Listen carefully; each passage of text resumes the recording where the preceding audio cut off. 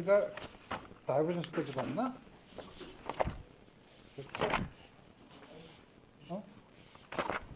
아닌가? 컬도 했어? 컬도 했어? 그러면 그럼 그 다음 거 해야 되겠네.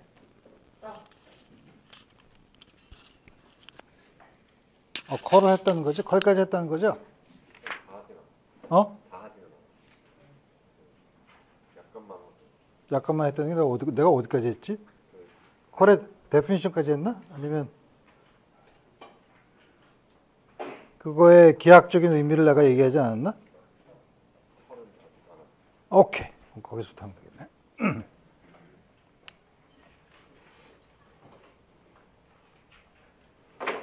자, 그래서 우리 지난 시간에 컬을 도입을 했고, 우리 다이버전스는 뭔가 이렇게 나가는 양, 어떤 주어진 부피에서 나가는 양을 봤는데, 컬은 그럼 어떻게 되냐?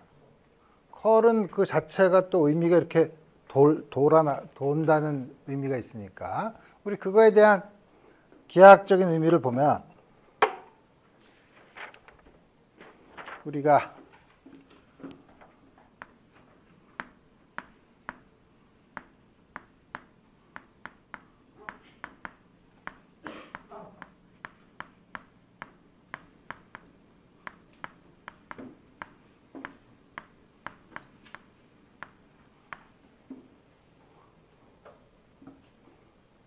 다음과 같은 양. 어떤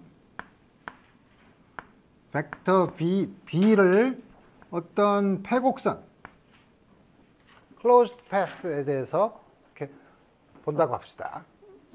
적분을 이렇게 한다고 치면 다음과 같은. 우리 이거를 잘게 나누어. 편의상 XY 평면에 있다고 칩시다. 그래서 이 작은 거, 여기가 X0, Y0. 그 다음에 욜로 델타 X, 욜로 델타 Y. 요렇게 있는, 여기에 대해서 이렇게, 요걸 확대해서 그리면, 여기가 X0, Y0. 따라서 여기는 X0 플러스 델타 X, Y0. 여기는 X0, Y 플러스 델타 Y. 여기는 X0 플러스 델타 X, Y0 플러스 델타 Y. 이렇게 해서 경로를 이렇게 한 바퀴 돌아서 패곡선. 이 경로를 1, 2, 3, 4라고 해봅시다. 경로 1에 대해서는 X축 방향이니까 ds가 이게 dx 곱하기 i가 될 테니까 X축 방향으로 보면 X0부터 X0 플러스 델타 X까지 B의 X성분 X0, Y0, dx. 요거는 뭐 거의 여기 값이나 거의 비슷하다고 보면 다음과 같이 우리 쓸 수 있고, 델타 X가 굉장히 작은 경우. 그럼 이거는 이게 거의 요게 델타 X가 아주 작으면 그때 B 값이 요게 거의 일정하니까 BX X0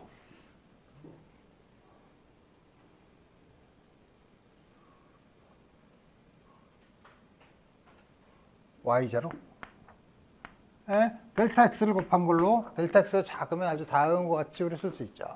델타 X가 아주 작으면 그 안에서는 구간이 아주 작으니까 이건 거의 일정하고 원래는 XY인데 그 안에서는 X0, Y0를 거의 일정하고 다만 길이만 곱해준 걸로 델타 X가 굉장히 작은 경우. 2의 경로에서는 Y0부터 Y0 여기니까 Y0 플러스 델타 y인데 by 이것도 x0로 써도 되죠. 여기는 값이 요 점에 시작하는 점이라고 쓰면 x0 플러스 델타 x y0 dy. 그래서 이건 대략 by x0 플러스 델타 x y0 dy. 경로 3에 대해서는 이제는 이게 마이너스 방향이니까 마이너스 마찬가지로 하면 마이너스 bx x0 플러스 요 점에서 시작한 거니까 델타 x y0 플러스 델타 y 에다가 델타 x 다음과 같이 쓸 수 있죠.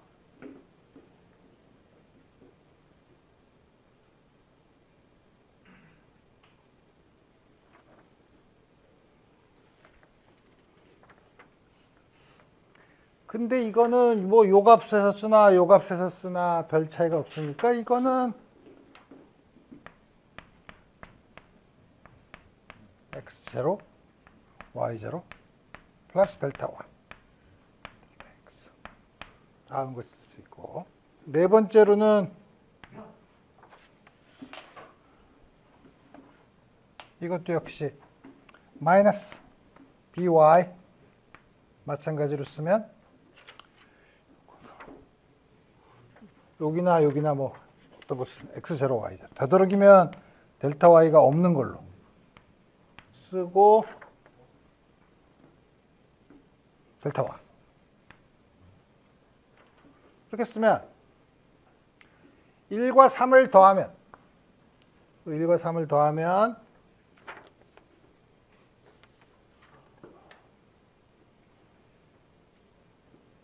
요 x0는 똑같은데 y0가 y 요거를 델타 y가 작으니까 델타 y에 대한 시리즈 테일러 시리즈 익스펜션을 하면 요게 bx0 y0 더하기 델타 y에 요거를 y에 대해서 미분한 얘기죠. 남는 거는 x0 y0는 요거랑 캔슬이 되고 더하면 얼마가 남냐면 마이너스 dbx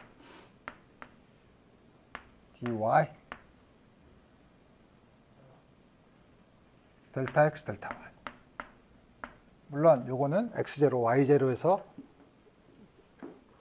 bx 값은 그렇게 주어지고 2, 4에서 보면 역시 마찬가지로 보면 dby dx 델타 x 델타 y죠. 따라서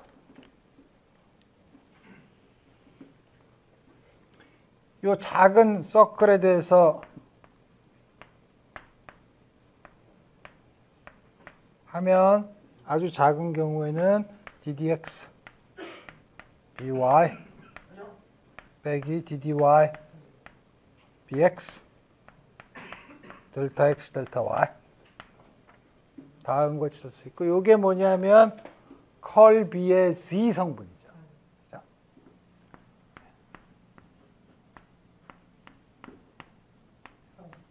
Z 성분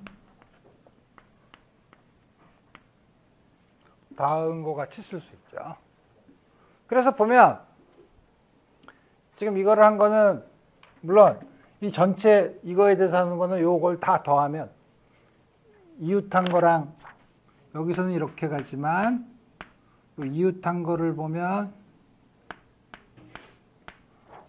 요거끼리 서로 이웃한 거에서는 서로 방향이 반대니까 더하면 캔슬이 되고 요걸 모든 거에 대해서 다 더하면 요 바깥에 대해서만 남는 게 남죠.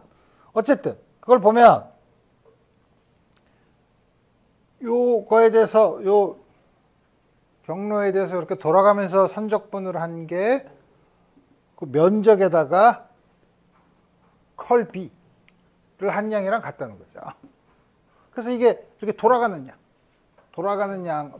양을 우리가 보는 측정 돌아가는 양에 대한 척도를 볼 수 있는 거라고. 그래서 우리가 서큘레이션이라고 하고 우리가 지난번에 다이버전스 다이버전스가 0인 벡터를 솔레노이달하다고 했는데 여기서는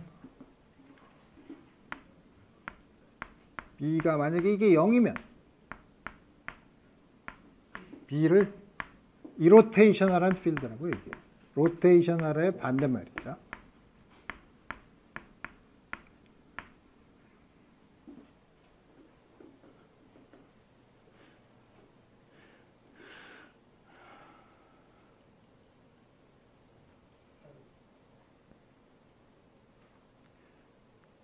내가 지난 시간에 라플라시안을 이거 했나?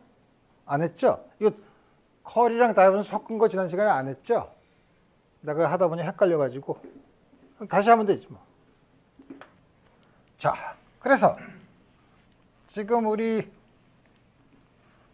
다이버전스랑 컬을 했으니 우리 마치 벡터에서 스칼라 프로덕트랑 벡터 프로덕트가 있으면 여러 가지를 섞어서 또 연산을 할 수 있으니까 우리 디퍼런셜 오퍼레이터도 벡터 대신에 디퍼런셜 오퍼레이터 그레디언트를 써서 여러 가지 연산을 할 수 있는데 그 연산이 여러 가지가 뭐가 있냐면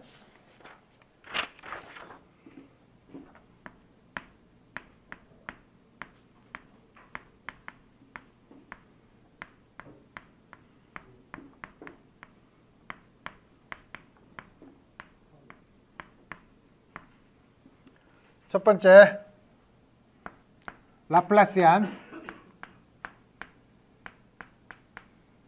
이건 뭐냐면 그레디언트 파이에 대한 다이버전스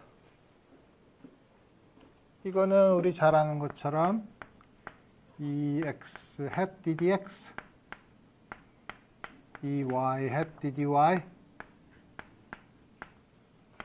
EZ hat DDZ 스칼라 프로덕트 똑같은 거 EY hat DDY DDZ FI니까 이거는 이 단위 벡터들이 서로 오토고널하니까 크로스 텀은 없고 또 각각의 제곱인 항을 쓰면 d squared phi dx 제곱 d squared phi dy 제곱 d squared dz squared 다음과 같은 양이 나타나죠. 그러니까 다음과 같은 라플라시안이 있는 식 특히 예를 들면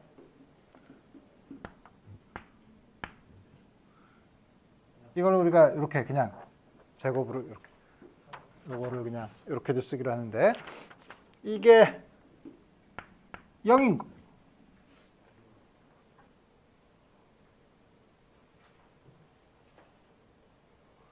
이게 어디서 나타났냐면 여러분 전자기학 같은 경우에는 전하가 전부 다 서 있는 경우 정전기인 경우 벡터 전기장을 스칼라 포텐셜로 쓸 수 있는데 그 다음에 요거의 다이버전스를 취한 게 0 차지가 없는 경우 다음과 같은 이퀘이션은 이제 앞으로 전자기학에서 여러분들이 많이 풀 텐데 다음과 같은 걸 그래서 우리가 라플라스 이퀘이션이라고 불러요. 라플라스안이 나오는 식. 네. 물론 우리 강의 후반부에 파셜 디퍼런셜 이퀘이션을 풀 때 다음과 같은 이퀘이션을 몇 가지 물리적으로 재미있는 경우에 대해서 풀 거예요.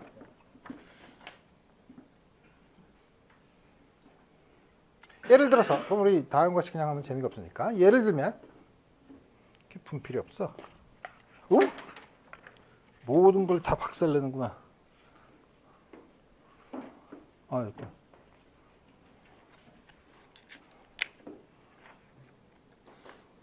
예를 들면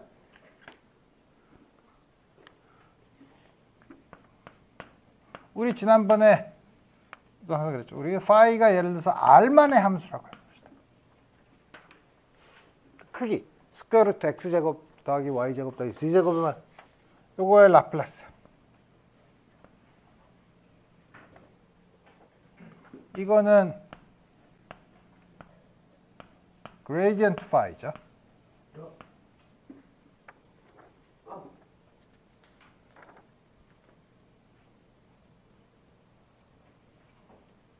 근데 우리 지난번에 gradient phi 했죠. gradient phi, 아니, 여기 r만의 함수일 때는 우리 어떻게 썼냐면 어떻게 썼나? d phi dr r hat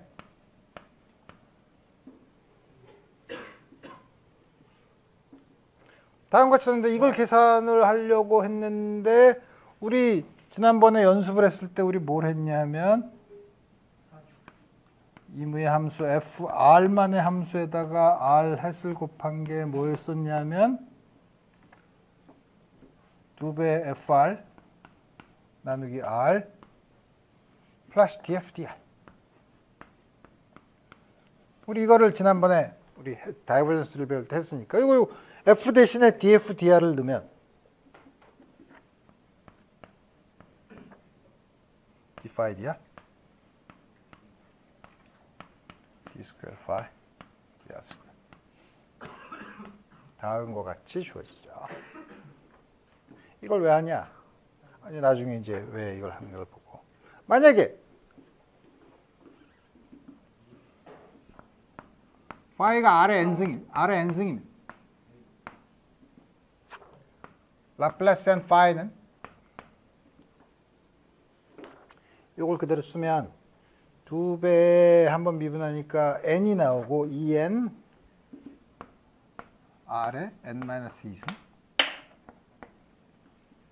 플러스 n에 대해서 두 번 미분하면 n-1 r의 n-2승 두 개를 합하면 n 플러스 1 r의 n-2승. 만약에 r에 상관없이 이게 0이라고 하면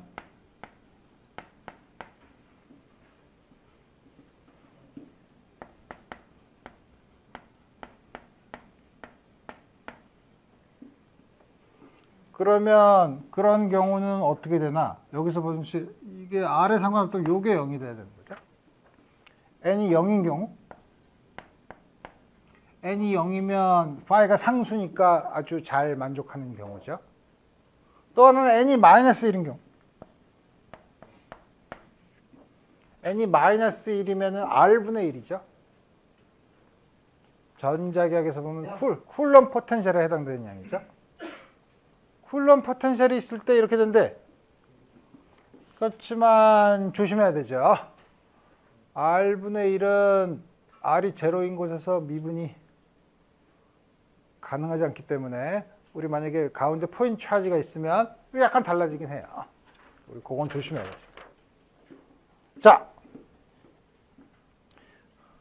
그러면 이 두 개가 있고 또 하나는 라플라스연을 했고 두 번째는 여러 가지 결합하면 되죠.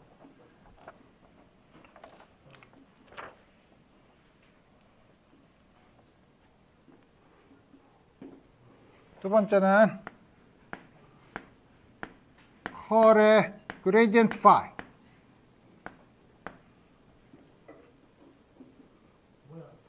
이건 뭐죠? 이건 어떻게 해야 되나? 이거를 컬의 definition을 쓰면 ex 이 determinant로 쓰면 컬은 다음과 같이 쓰고 첫 번째 거 ddx, ddy, ddz 두 번째 컬 ddx, ddy, ddz 의 파일을 작용하는 거죠. 근데 여러분들이 이거를 그냥 무식하게 계산하려고 하지 말고 판별식의 한 로우와 다른 로우가 똑같은 게 있으면 판별식이 0이죠. 디터미넌트가 0이기 때문에 이게 0이에요.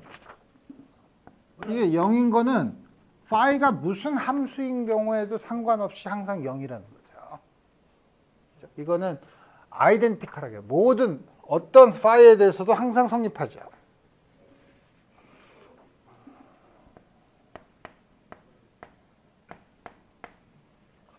그게 무슨 말이냐면 컬을 취했을 때 항상 0이 되는 필드를 우리가 뭐라고 했었냐 하면 다음과 같은 필드를 이로테이션을 하다고 하죠. 그레디언트 파이는 항상 이로테이션을 해요. 다시 말하면 컬을 취하면 항상 0이 되죠. 여러분들이 판별식을 쓰는 게 불편하면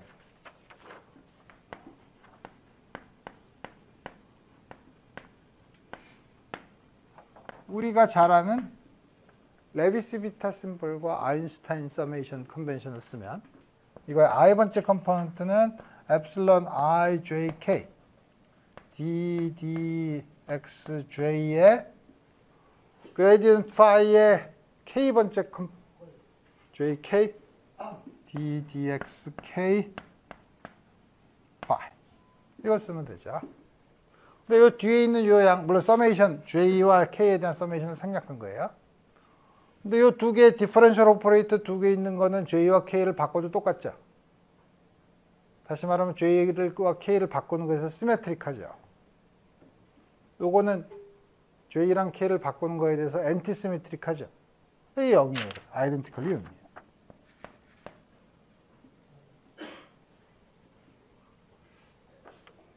한편 그러면 거꾸로 해서 컬 V의 다이버전스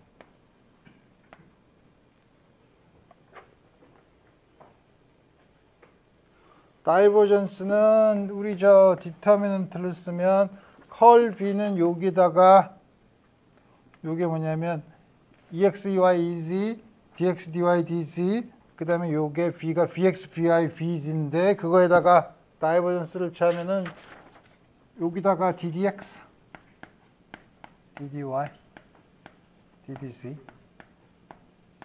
DDX, DDY, DDZ, VX, VY, VZ 이것도 로 두 개가 같기 때문에 아이덴티컬리 0이죠. 이것도 물론 여러분들이 레비스 비타 심볼을 쓰면 요 스칼라 프로덕트니까 요거의 i번째 컴포넌트, i번째 컴포넌트를 썸을 하면 되죠. 그죠? 그래서 요거는 ddx, 요거는 ddxi. 요거의 i번째 컴포넌트가 뭐지? epsilon ijk ddxj vk. 그래서 좀 헷갈리게 썼지만 ddxi랑 ddxj는 ij를 바꾸는 거에 대해서 시메트릭하죠. epsilon ijk는 ij를 바꾸는 거에 대해서 엔티시메트릭하죠. 그래서 이것도 0. 그래서 이건 뭐냐면 V에 상관없이 그래서 임의의 벡터의 컬을 취하면 이거는 V가 무엇이든 간에 항상 다이버전스를 취하면 0이. 우리 그런 벡터를 뭐라 그랬죠? 솔레노이드하다 그러죠.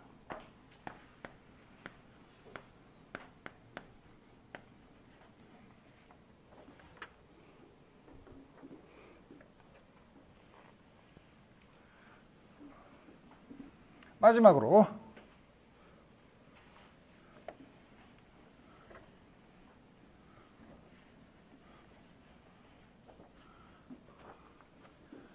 벡터 라플라스안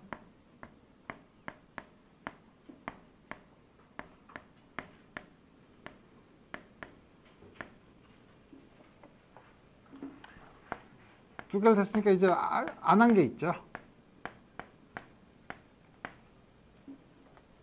이건 쓸라 그러니까 헷갈려.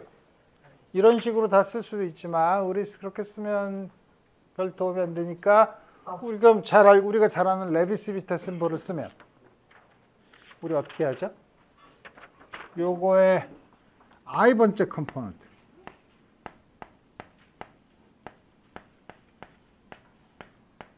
i번째 컴포넌트는 엡실론 컬이 이게 크로스가 있으니까 엡실론 ijk ddxj 컬 v의 k번째 컴포넌트죠. 그럼 컬 v의 k 컴포넌트를 다시 레비스 비타 심벌을 써서 쓸 수 있죠. 그럼 이거는 엡실론 ijk ddxj k번째 엡실론 klm ddxl vm. 그 다음에 엡실론 klm은 사이클릭 퍼뮤테이션에 대해서 부호가 바뀌지 않으니까 k를 뒤로 보내도 되고, 그럼 요거랑 요거를 프로덕트를 시키면 델타 il 델타 jm 빼기 델타 im 델타 jl ddxj ddxl. 그래서 보면 왼쪽에서는 i라는 인디펜던트 인덱스가 있죠. 오른쪽엔 인덱스가 무지 많죠. 무지 많지만 이 중에서 m 2개, l 2개, j도 2개, m도 2개. i를 제외한 나머지 인덱스들은 전부 다 한 쌍으로 나타나는 더미 인덱스예요. 다시 말하면 이 앞에 서메이션 JLM이 생략되어 있는 걸로 볼 수 있죠. 그렇죠? 첫 번째 거는 i는 고정됐으니까 모든 l에 대한 썸을 하면 l이 i일 때만 0이 아니죠. 그건 뭐냐면 델타 il을 딴 데 하면 나머지 중에서 l이 있는 거에서 l 대신에 i로 바꿔 쓰면 된다는 거죠. 그 다음에 JM은 두 개를 J와 M에 대한 썸인데 J와 M이 같을 때만 0에 M에 대한 썸을 하는데 M이 J랑 같을 때만 하고 그 다음에 모든 J에 대한 썸을 하는 거죠. 그러면은 이게 J가 되는 거죠. JM이면. 그래서 이걸 쓰면 첫 번째 건 L, DDXI. 미분 기호는 서로 교환하니까. 그 다음에 델타 JM은 dx 뭘로 써도 좋은데 dxm vm. 이게 첫 번째 거고. 두 번째 거는 m에다가 i를 쓰래. 그러니까 m에다가 i를 쓰고 j와 l을 같게 놓으면 되는 거죠.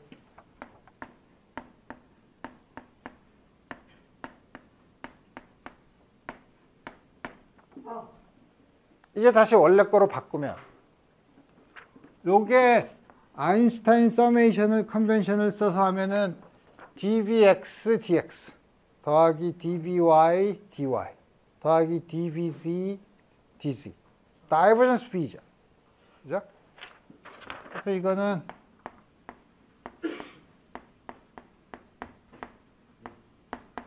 다이버전스 v. 이거는 x에 대한 2차 미분 더하기 y에 대한 2차 미분 더하기 z에 대한 2차 미분. 라플라스안이죠. 그죠? 가 돼서 이거를 i번째 성분을 구했으니까 그럼 벡터 이거는 이 앞에 있는 요게 뭐냐면 그레디언트의 i번째 성분이죠. 그러니까 i번째 성분이 그냥 그레디언트 다이버전스 v 빼기 라플라시안 v. 다음과 같이 쓸 수 있죠. 여기 나오는 요거는 좀 복잡하죠. 여러분들이 나중에 맥스웰 방정식을 스칼라 포텐셜이랑 벡터 포텐셜로 바꿔서 쓰면 이런 항이 나타나요. 요거는 벡터에 붙인 라플라시안이라고 해서 다음과 같이 쓰는데 요거는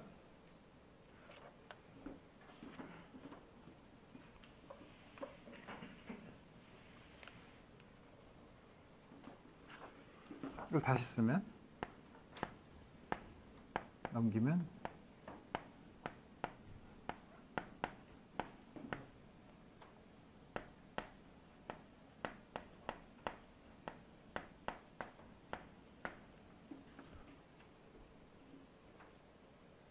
다음과 같이 쓸 수 있죠.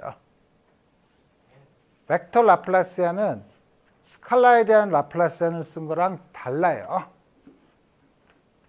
벡터 라플라시안은 우리가 스칼라인 경우는 이거 어떻게 되죠? x에 대한 두 번 미분 더하기 y에 대한 두 번 미분 더하기 z에 대한 두 번 미분을 하죠. 그럼 이것도 그러면 v 벡터에다 라플라시안을 한 거니까 요거의 x 성분은 vx를 라플라시안, vy를 라플라시안, y 성분은 z 성분은 vz를 라플라시안 으로 하면 좋겠으나 그렇지 않다는 거죠. 그거는 이거를 풀어서 해야 된다는 거예요. 그러니까 벡터 라플라시안은 요거를 각각 요거의 i번째 성분에다가 라플라시안을 취한 거랑은 지금 잘 모르겠지만 좀 이따가 이제 여러 가지 종류의 좌표계를 볼 텐데 요거를 실린드리칼 코디네이트에서의 벡터 라플라시안, 스페리칼 폴라 코디네이트에서의 라플라시안, 벡터 라플라시안 이걸 볼 거예요. 아마 가만히 있어 보자. 카르티시안 코디네이트에서는 같은 것 같은데? 카르티시안 코디네이트에서는 같을 것 같은데 다음과 같이 우리 여러분들이 이제 확인해 보면 되고. 자, 지금까지 해서 미분을 봤으니 이제 벡터 캘큘러스에서 적분.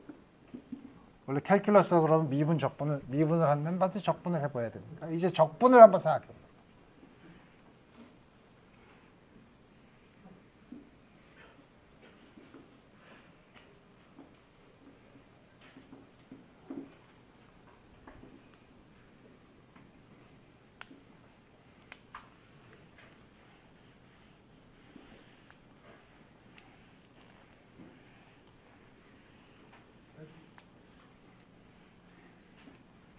지금 여러분들이 이게 수리물리가 너무 순서가 뒤죽박죽 되어 있는 것 같아서 교수님이 앞으로 뭘 강의해야 할지를 모르겠는데요? 라는 생각이 들었을지 모르지만 앞에 내가 뜬금없이 시리즈부터 시작했죠. 시리즈를 왜 했더라? 시리즈를 해서 시리즈의 컨버전스를 봤죠. 시리즈의 컨버전스라는 걸 이해한 다음에 함수의 유니폼 컨버전스를 봤죠.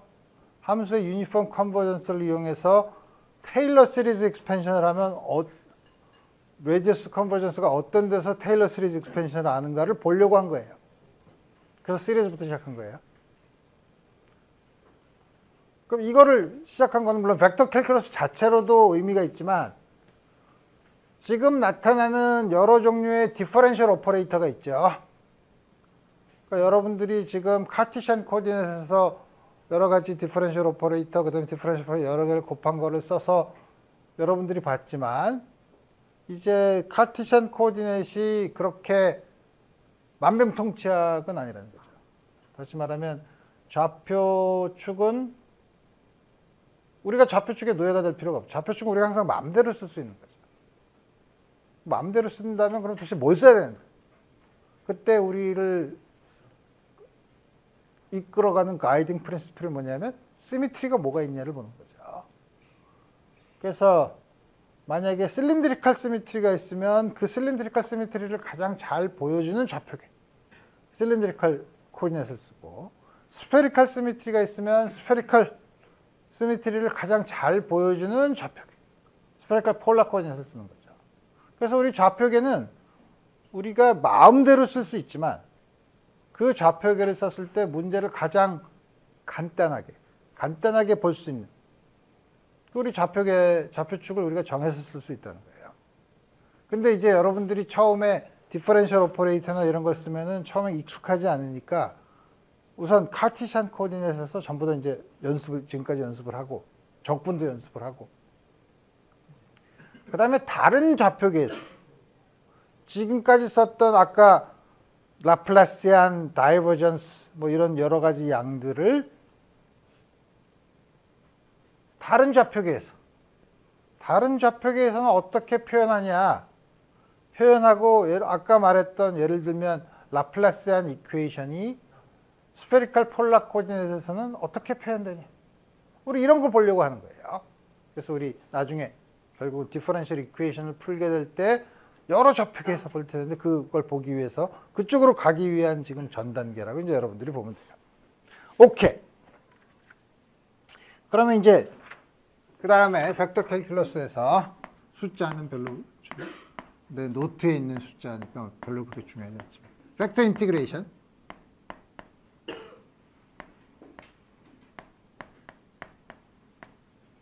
인티그레이션이 여러 가지가 있을 수 있죠.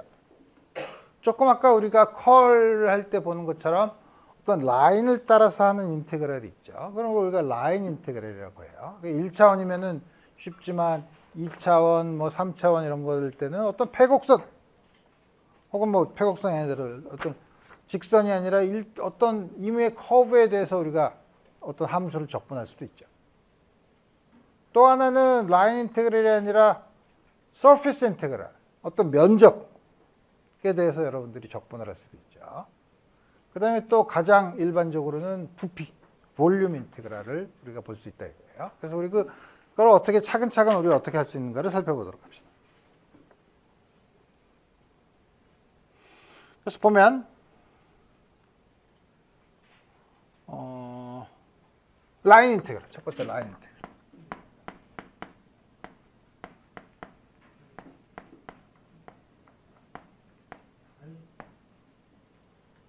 라인 인테그랄은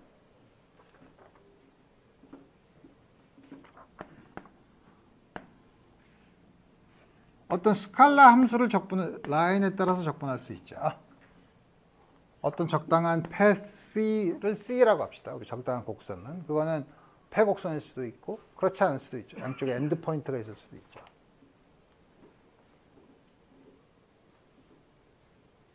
이건 어떻게 계산하냐면 우리 이 dr은 우선 카티션 코디네이트에서 보면 ex, dx, ey, dy, ez, dz 다양한 것을 쓸 수 있기 때문에 이걸 각각 x 성분, y 성분, z 성분으로 나누어서 ex,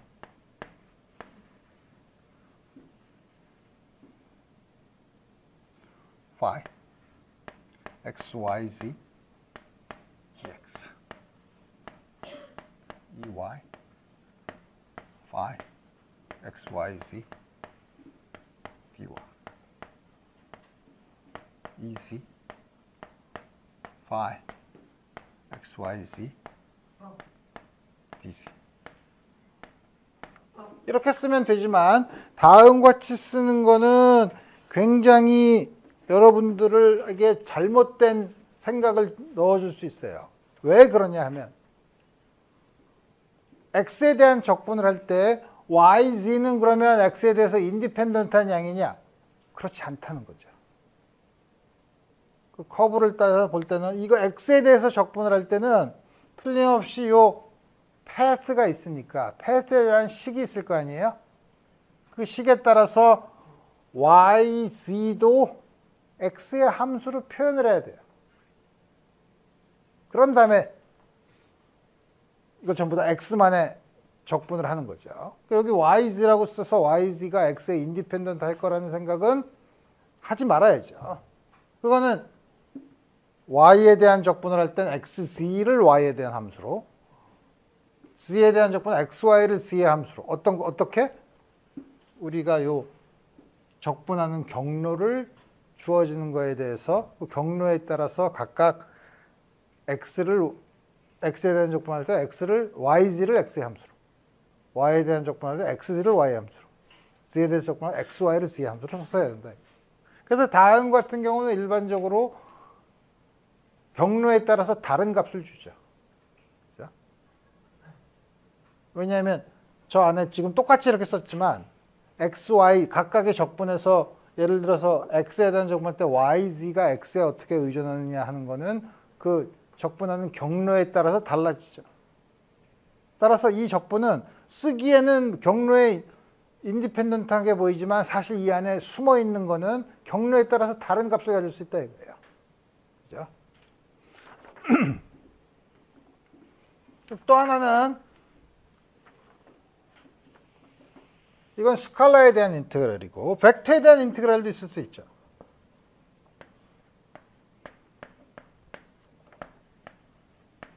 여러분들한테 익숙하게 하기 위해서 다음과 같이 F라는 노테이션을 썼는데 이거는 여러분들이 이게 만약에 힘이라고 하면 한 1이죠. 그죠? 첫 점에서 마지막 점까지가 한 1이죠. 이건 어떻게 하냐면 우리 역시 아까 dr에 대한 표현을 쓰면 x 성분 xyz dx 인테그랄 fy 요것도 c를 다 써줘야 되겠지. y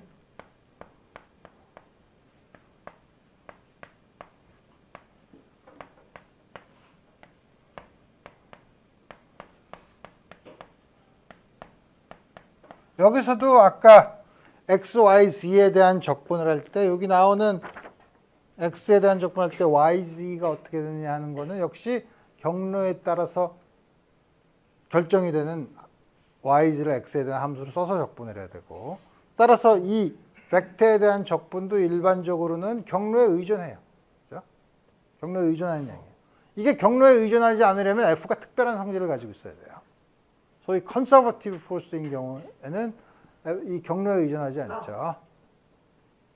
컨서버티브한 경우는 우리 다음에 생각해 보도록 하고 우리 다음 같이 얘기하면 우리 이렇게만 그냥 쓰면 여러분들이 헷갈리니까 우리 아주 간단한 예를 들어봅시다. 아주 간단한 두 개의 라인 인테그랄에 대한 예를 들어보면 첫 번째 경우 스칼라에 대한 인테그랄. 스칼라를 뭐라고 할까? 2차 XY 플레인에서 파일을 그냥 일로 놔. 너무 쉬워. 그 다음에 경로는 path는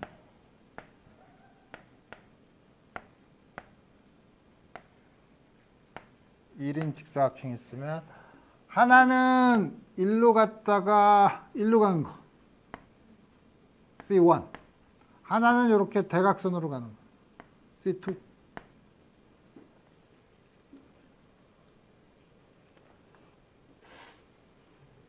어떻게 계산하죠?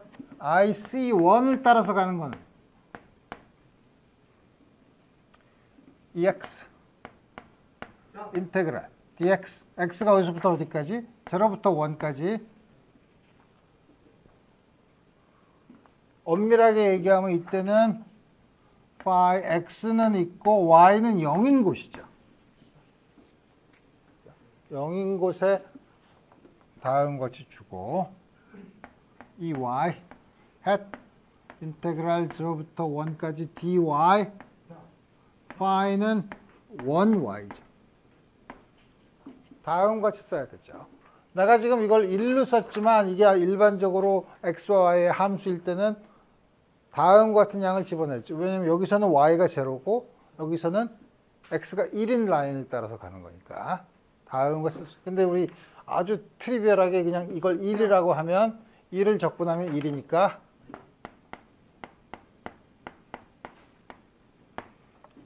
다음과 같이 쓸 수 있죠. 경로 C2에 대해서 하는 거는 EX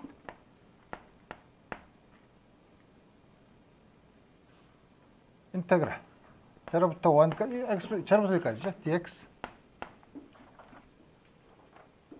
phi 이건 y 이퀄 x의 라인을 따라서 가는 거죠. 그러니까 phi x y를 x의 함수로 써야 돼. 다음과 같이 써야죠. 그 다음에 ey hat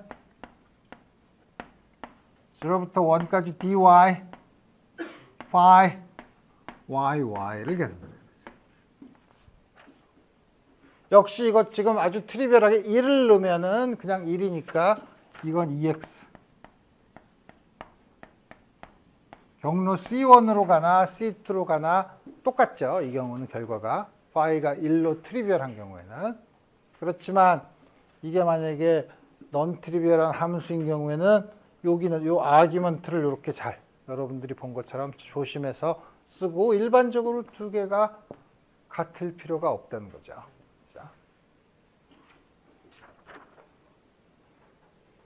그 다음에 요 두 번째 벡터 이렇게 벡터에 대한 스칼라 프로덕트로 되는 라인 인티그랄을 예를 들어 보면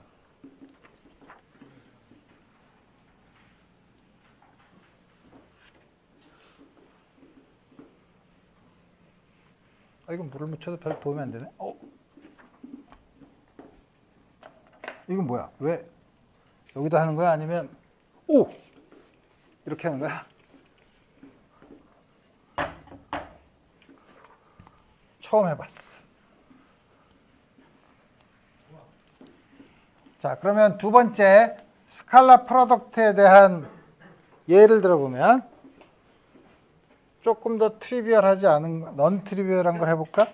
이 물을 묻히니까 분필이 또 아주 진흙이 되는구만. 바이오 초크라는 게 물을 주면 자란다는 뜻인가?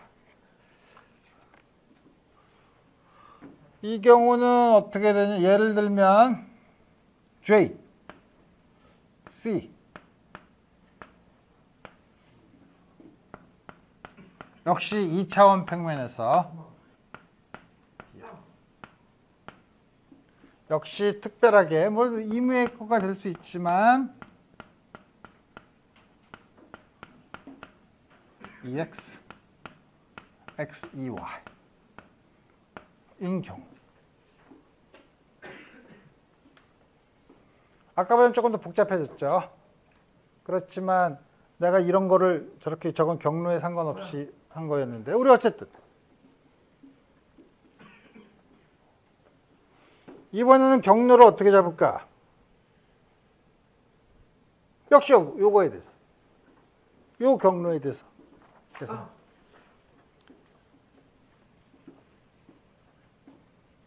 J, C, 원을 통해서 가는 거는 인테그랄 0부터 1까지 dx fx 1이면 1 중에서 밑에 x축으로 가는 거는 x0죠.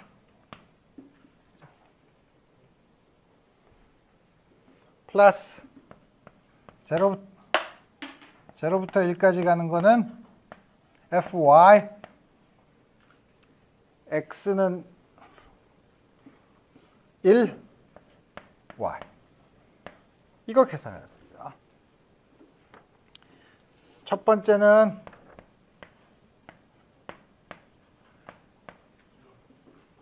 x0를 넣으면 fx에다가 y를 0로 넣으면 0이죠. 이게 0이에요.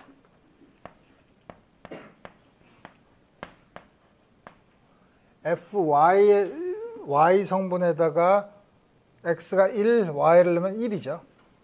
다음과 같이 줘야죠. 1이죠. 그래서 이건 0이고 1이죠.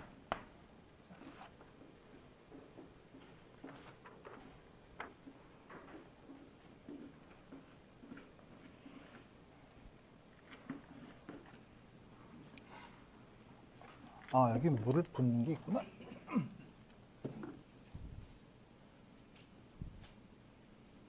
좋았어.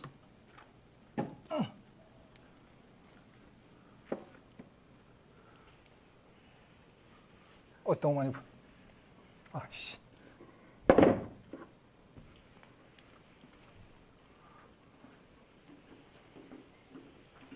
이 1이고 이쪽 안 되는 거야.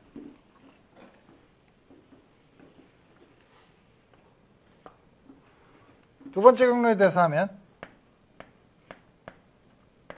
0부터 1까지 dx f xx 인테그랄 0부터 1까지 dy fyyy죠. 0부터 1까지 dx fx에다가 xx를 집어넣으면 마이너스 x죠. 마이너스 x 인테그랄 0부터 1까지 dy 여기다 y를 집으면 x가 아니라 y죠. 이거 적분하면 0이죠. 그래서 아까 본 것처럼 경로에 따라서 결과가 다른 결과를 우리가 얻게 된다 이거예요. 그러면 우리 뭐지? 조금 아까 내가 얘기한 것처럼 f.dr 다음과 같은 형태는 만약에 f가 힘이라고 하면 이게 한 일인데 우리 여러분들이 일반 물리 시간에 배웠던 게 뭐냐면 한 일이 힘이 conservative force 보존력이면 힘은 경로에 상관이 없다고 했죠. 왜 그런가? 우리 conservative 그런 force인 경우 conservative 하다는 거를 여러분들이 지금처럼 얘기한 것처럼 한 일이 경로에 상관이 없다 라고 하는 거를 좀 더 여러 가지로 얘기해 봅시다. 그래서 우리 이걸 보면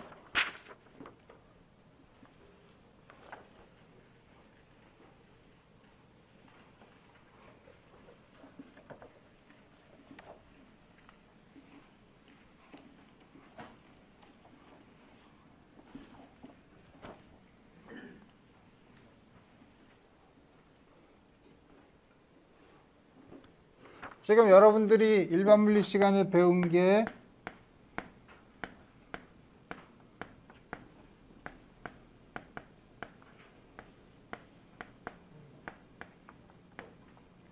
F가 컨서버티브 하면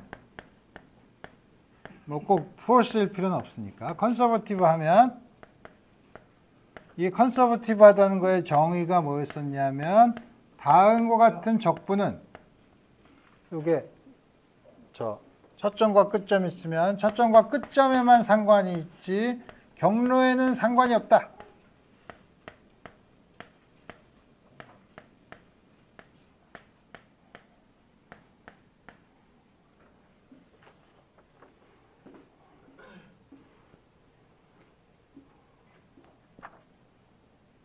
라는 말을 이거는 또다시 하는 거는 F가 이로테이션을 하면 그렇다는 거예요. 새로운 게 또 하나 더 들어왔죠. 이로테이션을 하면. 이로테이션을 하다는 게 뭐죠?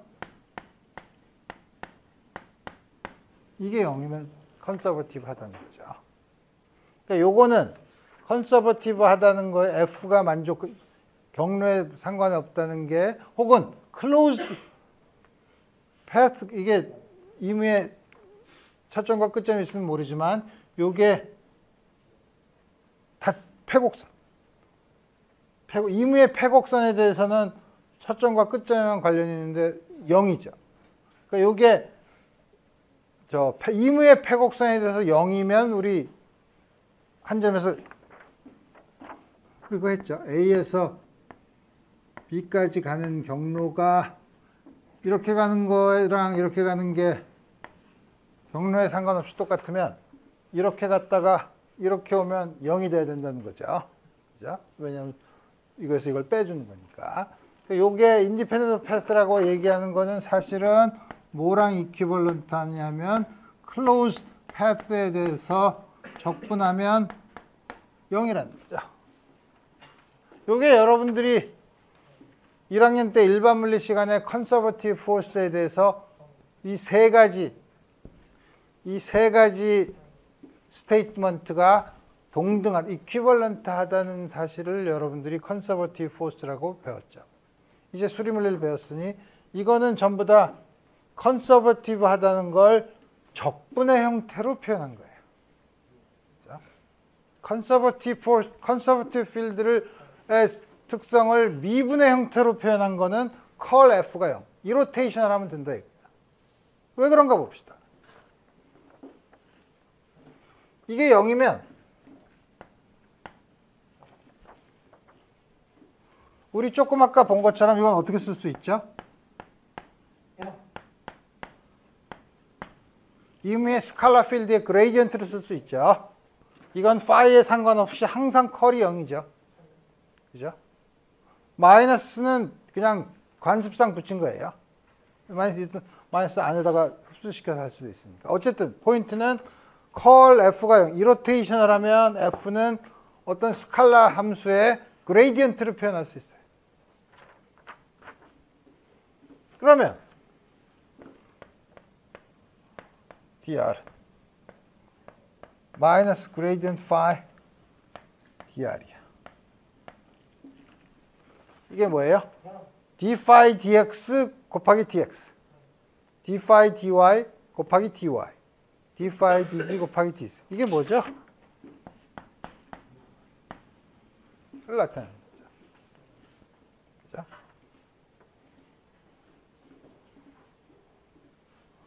요 경우가 이게 0이니까 그죠? 다음 것이 되고, 따라서 이런 경우에는 A부터 B까지 적분을 하면 이거 마이너스 phi B 빼기 phi A 플러스 phi A, 경로에 상관없이 다음과 같이 쓸 수 있다는 거죠.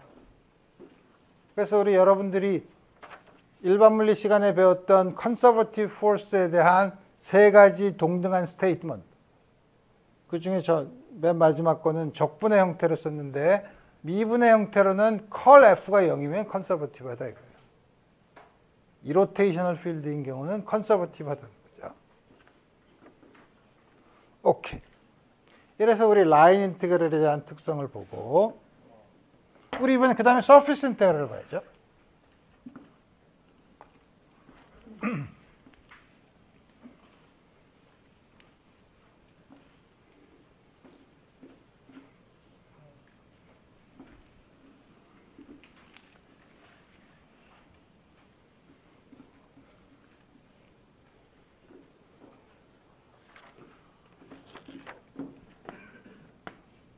서피스 인티그럴.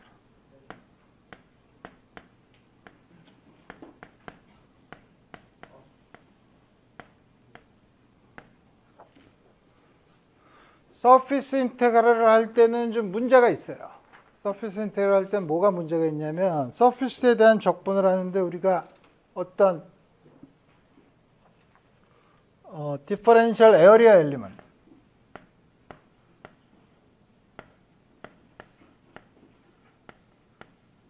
우리가 보통 면적을 dA 혹은 d 시그마라고 쓰는데, 여러분들이 역시 일반 물리 시간의 가우스 법칙 같은 걸 보면은 이 크기뿐만 아니라 플럭스 같은 걸 보면 이 면적이 향하는 방향, 우리 이런 걸 생각해야 되죠.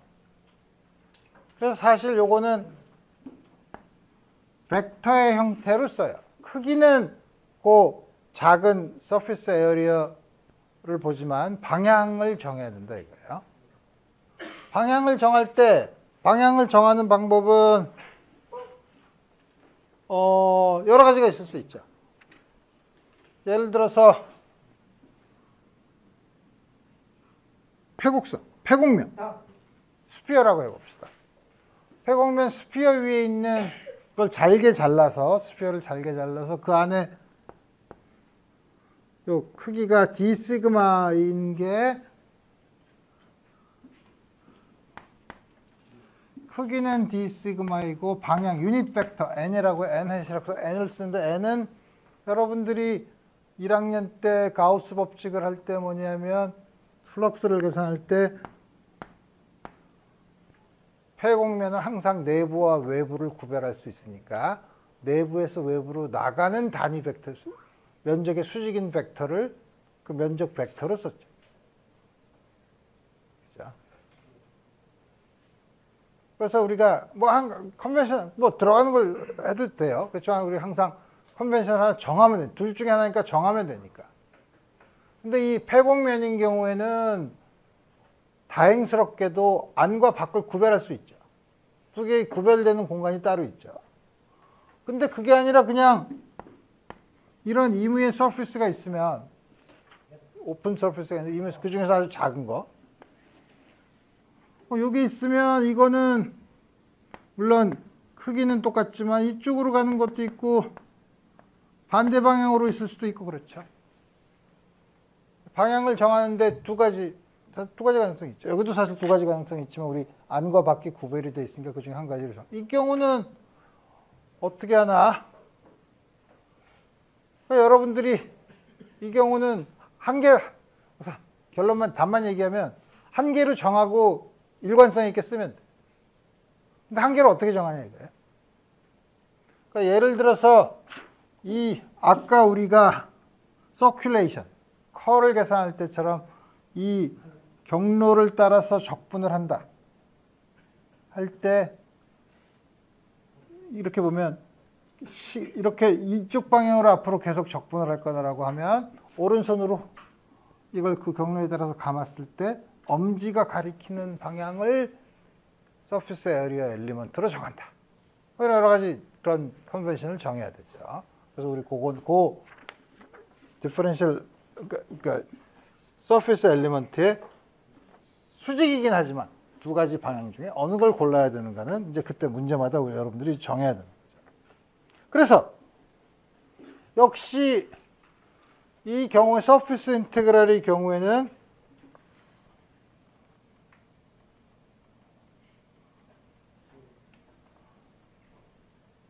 뭐냐면 어떤 걸 보냐면 예를 들면 디시그마 스칼라에 대한 거 혹은 스칼라 프로덕트에 대한 거 여러분들이 이거 플럭스를 계산할 때 안 해봤던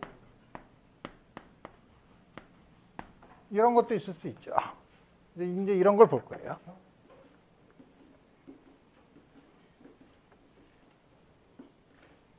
그러면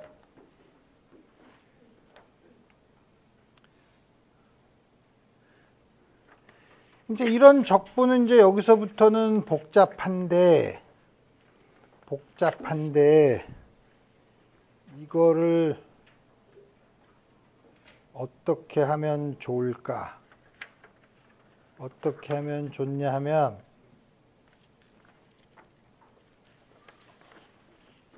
이거를 보려면 이제 여러 가지를 해야 되는데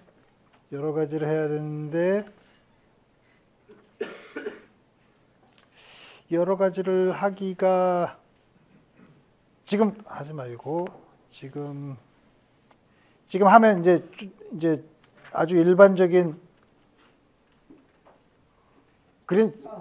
스톡스 테오렘이나 다빈치 테오렘으로 이걸 어떻게 계산하는가 하는 걸 볼 텐데 우리 이거를 내가 보니까 너무 컨서버티브 필드에 대해서 말만 하고 예를 안 들은 것 같아서 다시 돌아가서 컨서버티브 필드에 대한 예를 하나 들고서 다시 얘기를 합시다. 내가 너무 왜냐하면 내가 컨서버티브 필드에 대한 숙제를 많이 낼 거기 때문에 예를 그냥 넘어갈까 했지만 예를 하나 들고서 넘어가요. 예를 들어서 힘이래. F가 EXY 마이너스 2,3승 I X 스퀘어 J 뭐 EX, EY, EZ, IJ, K 뭐 섞어서 내가 쓸 테니까 마이너스 3X C 스퀘어 플러스 1K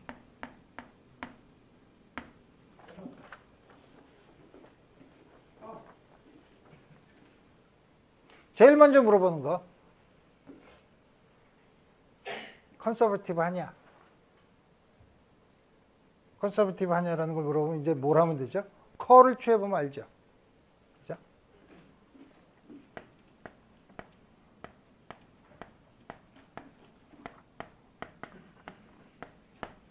컬. 여러분들이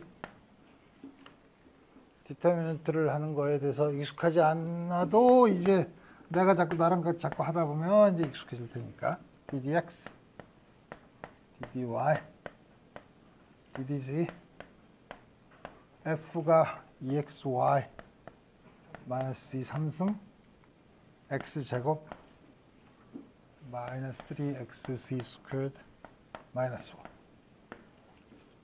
아이번째 거는 요거라면 요렇게 하는 거니까 y에 대한 미분이 없으니까 0 이렇게 한 거에서 이렇게 한 거를 빼야 되는데 x 스퀘어를 0 한 것도 0 i 컴포넌트는 없어.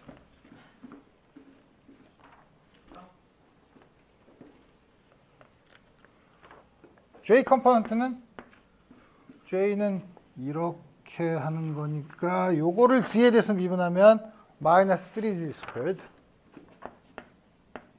그거에서 이제 뭘 빼내야 하면 이렇게 되는 거를 빼야 되니까 이걸 x에 대해서 미분하면 마이너스 3z 스퀘어드인데 마이너스니까 플러스 3z.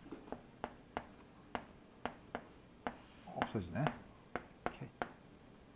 K 번째는 이렇게 들어오는 거니까 x제곱을 x로 미분하고 빼기 요거를 y에 대해서 미분하는 거 마이너스 y에 대해서 이게 가만히 있습니다. x에 대해서 그래서 요걸 y에 대해서 미분한 걸 빼야 되니까 마이너스 2x 0이지. 그러니까 이 F는 여기서 주어진 F는 conservative한 field. 그러면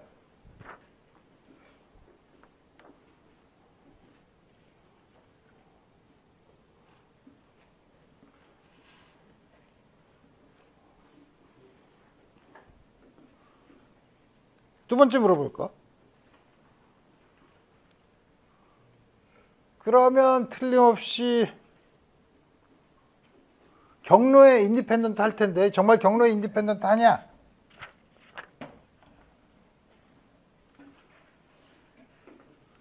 요거를 내가 오케이.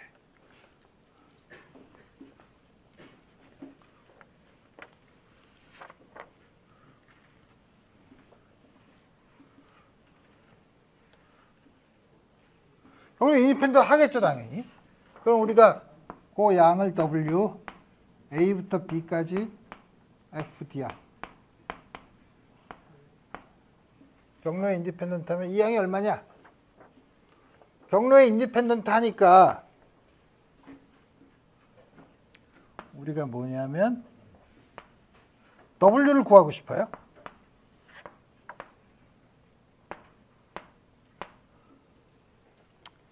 A가 원점이야. A가 원점에서 색깔이 있는 걸로 하면 좋겠네.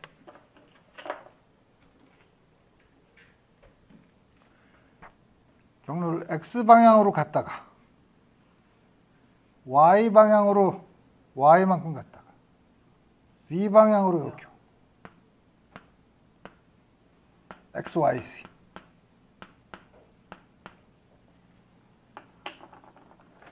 다음과 같은 경로를 따라서 움직였을 때 적분을 한번 해봅시다. 이걸. 그러니까 0, 0, 0에서 첫 번째는 경로 1은 x00. 그 다음에 두 번째 경로는 x00에서 xy0. 그 다음에 세 번째 경로는 xyz. 그래서 임의의 점 xyz까지 어떤 경로를 따라서 간 거랑 똑같은 결과가 나온다는 거죠. 컨서버티브 하니까. 1번인 경우에는 y랑 z는 0이야. 따라서 dy, dz도 0이죠. 그래서 이걸 적분을 하면 0부터 x까지 fx, dx. fx. fx에다 yz를 0으로 하면 0이죠. 이 0이에요.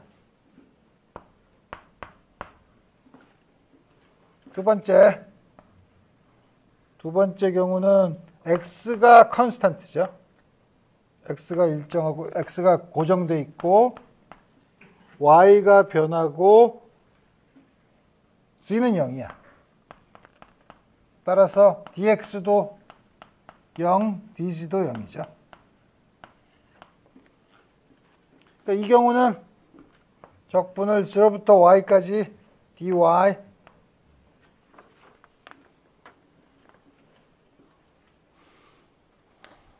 y방향에 적분을 해야 되는데 요거 x가 컨스탄트니까 x제곱 dy 하면은 x제곱 y 세 번째는 요 경우는 x도 컨스탄트, y도 컨스탄트. 따라서 dx, dy가 0이죠. 이때는 적분을 하면 인테그랄 0부터 z까지 dz z성분 마이너스 3xz 스퀘어드 플러스 1 이거 하면 마이너스 xz 3승 마이너스 z죠. 따라서 제로에서는 전부 다 0이니까 제로에서는 w는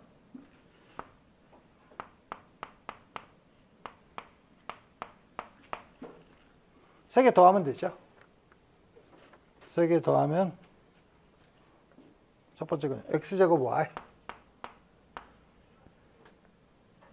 마이너스 xc 3승 마이너스 c.